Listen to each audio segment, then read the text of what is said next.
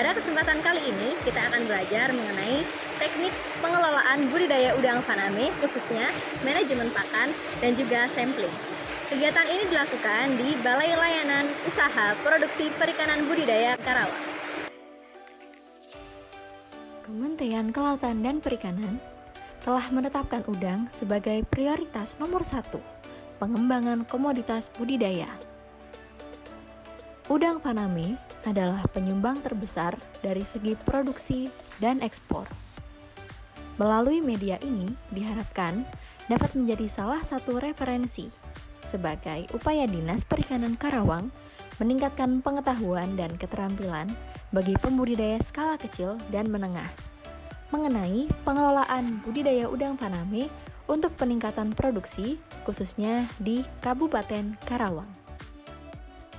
Selanjutnya, kita akan belajar mengenai manajemen pakan.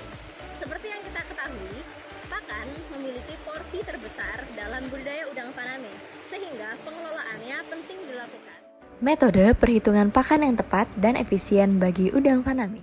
Ada 2 metode yang kami lakukan. Pertama, kita menggunakan blend feeding, tetapi kalau memang biasanya kalau istilahnya teman-teman masih tahap belajar, kita menggunakan feeding FR. Jadi itu biasanya dalam satu program kita print, kemudian kita tempelkan SOP-nya ya sudah. Tetapi kalau sudah teman-teman sudah memahami budidaya udang, biasanya kami ajari dengan menggunakan indeks mulai dari 0,5 sampai 1,2. Itu biasanya nanti dalam pembelajaran kami berikan seperti itu.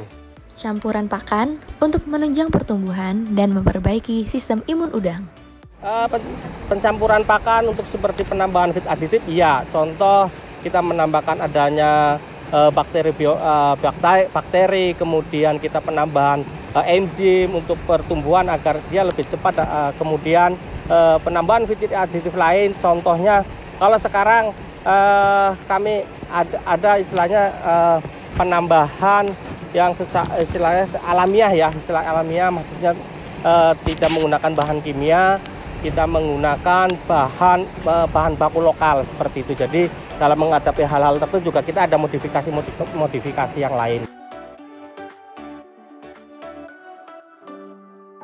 Contohnya yang sekarang kita mungkin di tempat lain belum atau sudah kami gunakan lengkuas ini yang sekarang ini. Walaupun juga ada kita penambahan bawang putih, biasanya bawang putih bisa kita ngambil dari garlic atau alisin seperti itu. Kalau itu tetapi yang sekarang kita tambahkan lengkuas, tujuannya seperti kita menangin ada kematian yang kita duga mungkin dengan hal-hal tersebut kita tambahkan. Mudah-mudahan ada bergairah kembali, karena kemarin kami melihat setelah kita ada penambahan selama kurang lebih 3-1 minggu itu kematian juga berkurang. Pada saat kita sipon itu tidak ada kematian. Nah, mudah-mudahan dengan adanya penambahan itu udang yang kita pelihara sesuai dengan harapan.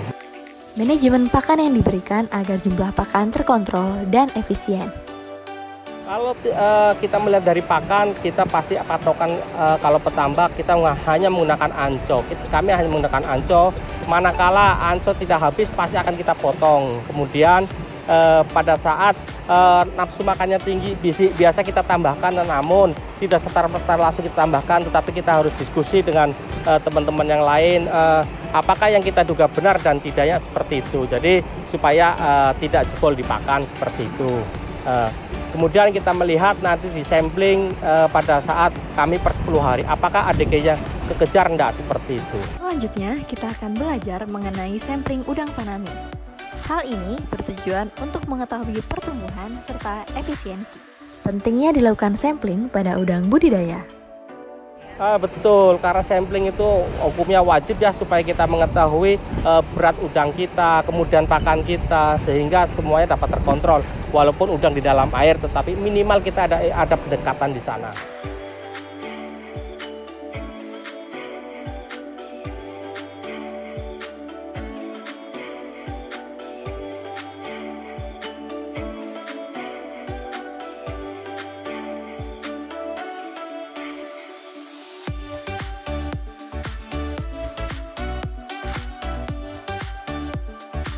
Indikator yang penting diketahui pada sampling udang faname.